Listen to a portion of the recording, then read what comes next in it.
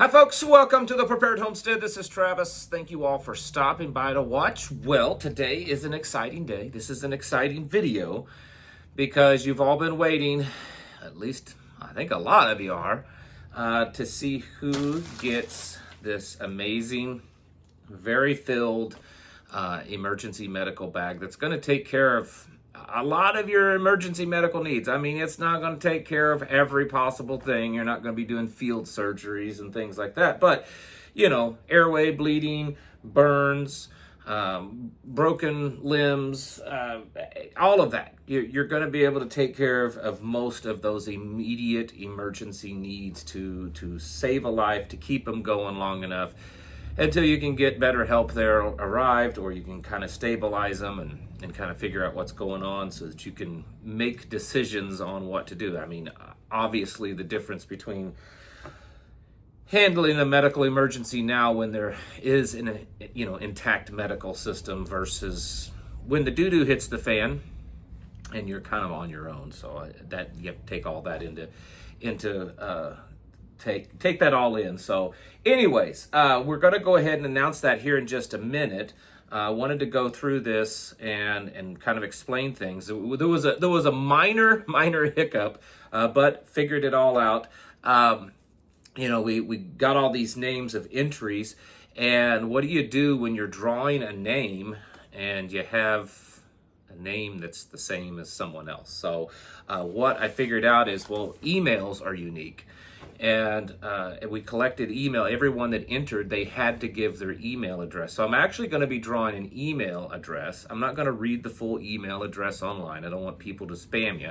But I have here the list of the emails that cross-reference to the names. So just to clarify that, I tried to ensure that everything is above board, and I went through the list I have here on the computer, and everyone, if you bought 10 entries, then your email is listed 10 times. If you bought 2, it's 2 times. If you bought 50, it's 50 times. So wanted to make sure that it's completely fair for everyone that has entered, so that your chance of being drawn is increased because your name's on there more times. So it's email addresses. Just to be clear, I wanted to make sure everything is above board and you know what's going on.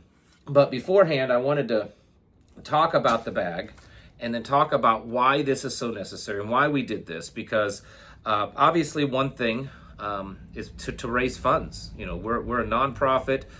We are authorized by the county that we're in to exist and to do things and to respond to disasters and emergencies and stuff like that, whether it be through 911 or through requesting from another agency, a fire department, the sheriff's department, or just individuals. Hey, the storm blew our roof off. We need help. So we respond in different ways, and we are authorized to do that. But we are self-funded, being that we're a nonprofit. And so, as you all know, if you things are expensive. The vast majority of the way that we have existed up until now, and will continue probably in the future, is that we're funded by the members. The members take money out of their own pocket to purchase things when we need stuff. And so we wanted to make it available for other people to help us out, but yet you get, at least you might have a chance of getting something in return. And so that's why we did this. And then the other thing is on this channel, I talk all the time about medical needs, of how you need to be medically prepared. There's so much focus in the prepping world on, firearms, growing a garden, all of those things, which are all legitimate. They're all definitely things that you need to be doing. But I think that too little time is focused on medical needs. And when you see it a lot of times, it's like, oh, here's a little medical, first aid kit, and that's going to take care of everything that you need, right? It's the world has ended, and you're out there having to cut your own wood and defend from wild animals and defend from marauders, and you're outside, way more doing all this physical activity that you didn't do before. So the increase of injury is elevated substantially. And this little first aid kit's going to take care of everything. And little first aid kits are great. We use them. I have them. Everyone should have multiple ones. but you need to also have a little bit more robust setup. And this is to get you started. I mean, I don't want whoever gets this, I don't want you to think that, okay, I'm now done, I've gotten all this taken care of. No, this is just kind of a big push forward. And you can add to this, the things that's in this, they're mostly one-time use. You use it that time, you can't reuse a bloody gauze or something, but it gives you an idea what you can stockpile on. And I'm telling you, it's super, super, super important to do this, because right now the world is normal, right? It's not, but it's still somewhat normal. And if you're homesteading, if you're living off grid, if you're learning all these skills and stuff, you're going to injure yourself. That's normal. And think about it. How awful would it be to spend years or maybe even decades putting all this energy and all this money into being super prepared for when the bad stuff happens, and then the first thing you get injured and you die or get really maimed bad and from that injury, and you're not able to survive because of something that you weren't prepared in that way. And so that's what we're trying to do, and encourage people to look at preparedness and through this lens also. Now, of course, this doesn't come with training, because you're not here, but I mean, we do training here. We offer training to people, and so if you're nearby and you want to take one of our training courses, you're more than welcome. But I want to encourage you to do training. Yes, you can learn stuff online. You can learn a lot of stuff from YouTube videos, but you need that hands-on. You need someone there that has experience, and that's not just reading it from the book, from an instructor's manual. So you need to be finding people that have experience, people maybe that's worked on ambulances and volunteer fire departments or full-time fire departments, anything like that, worked in an emergency room, that's had experience of how to take care of trauma. I mean, I teach stuff. I'm an instructor, and I can tell you what's in those instruction manuals it's good, but it lacks that experience. And so, when you take one of my classes, I'm not just reading stuff out of a book, I'm also imparting some of my experience. So that is a must, and something that everyone needs to. I'm going to briefly go over this. I'm going to know everyone's like, oh, why are you waiting to the end? Well, I got to wait to the end. If I said it, if I gave you the name right off the bat, everyone would stop watching. That's just how these things go. So you're going to get a cervical collar. This is so that you stabilize the neck. You all know what that is. I don't have to explain that. The big thing is you're getting a really nice bag. I wanted to make sure that you're getting good quality. As a responder myself, I can tell you there's a lot of bags out there you can get on Amazon or eBay or things like that, and they're just trash.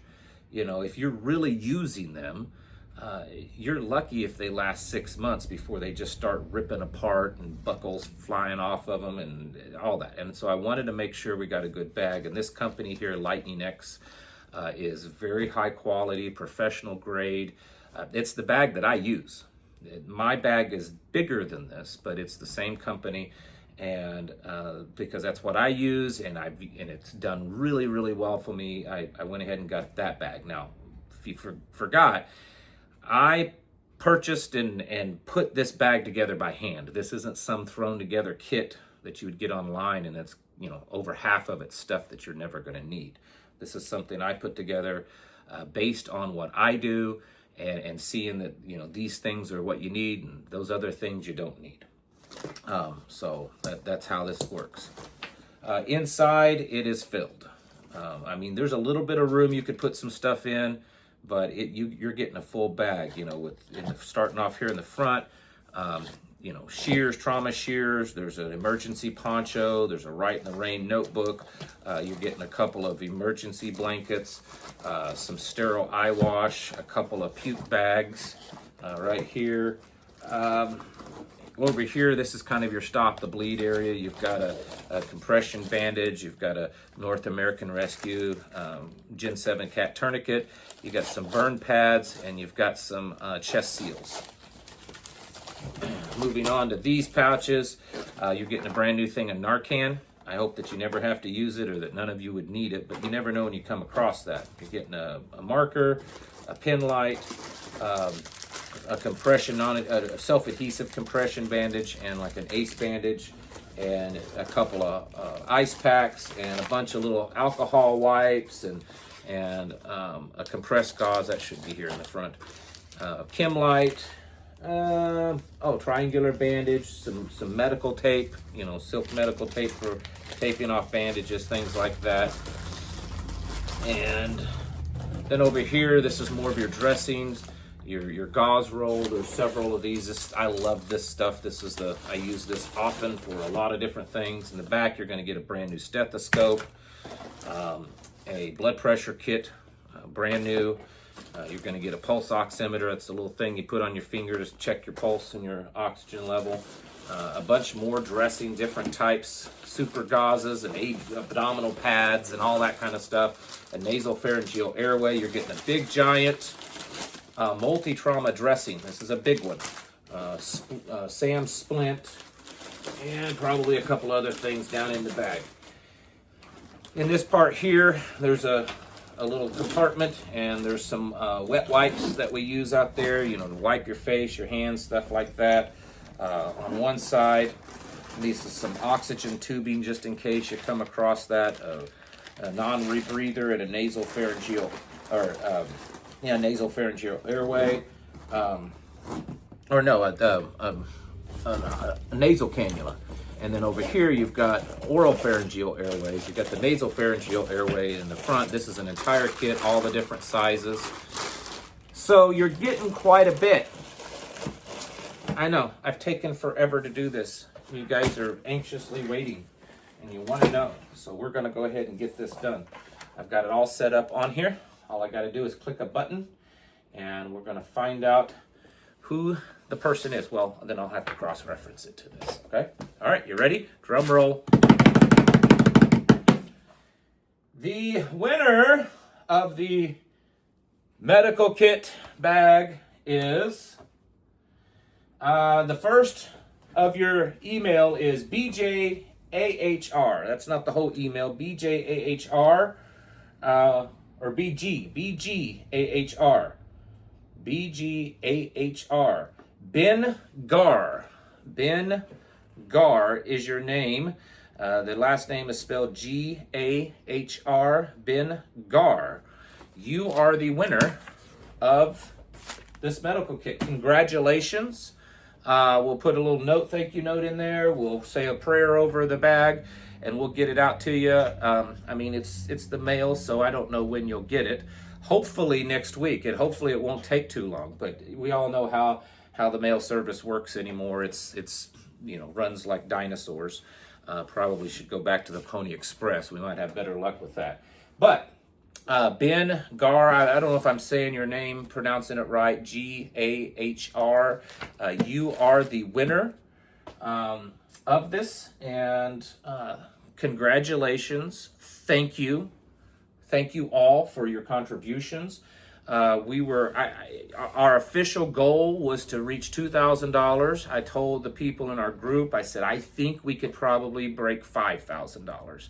And if we could break $5,000, I'd be happy. We went just a hair over $6,000. I think it was like $6,018 or $6,011. So that is absolutely amazing. This is going to help us out a lot. Some search and rescue gear that we needed.